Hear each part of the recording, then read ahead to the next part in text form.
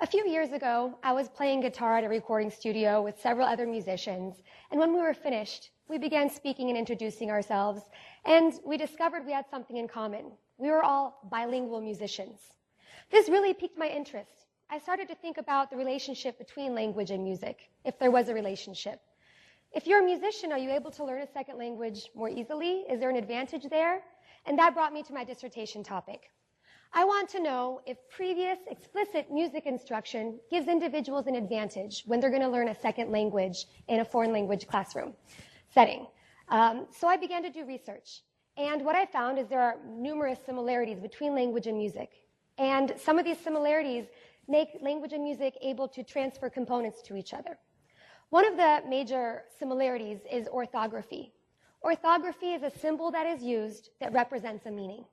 In music, we use music notes. I know that a music note tells me what note to play, what sound it will make, where to do it, for how long, when to take a break.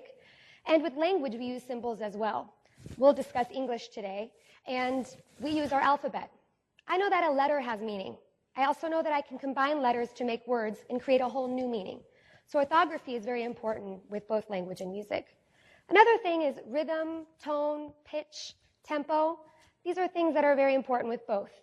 I know that when I say something to you, it can mean one thing, and then I can change my tone of voice, and it means something entirely different. Additionally, with music, changing tone changes the quality of music that's produced. Another area is output. A musician needs to be reading music, the orthography, process it, and then be able to play that instrument. This is the similar thing that happens when you're speaking with a language, producing output with your speech. Finally, there is a lot of research done with fMRI machines and imaging with your brain. It's been shown that language and music share neural pathways, that they're actually utilizing similar areas of the brain for doing similar tasks. So I want to know, if they're using the same areas and utilizing similar things and able to transfer, wouldn't musicians have an advantage over non-musicians in a second language classroom? Vygotsky coined the term zone of proximal development. Basically, this tells me what I can learn on my own gives me this level of achievement. Then when I have an instructor to help me, I get a little bit higher level of achievement.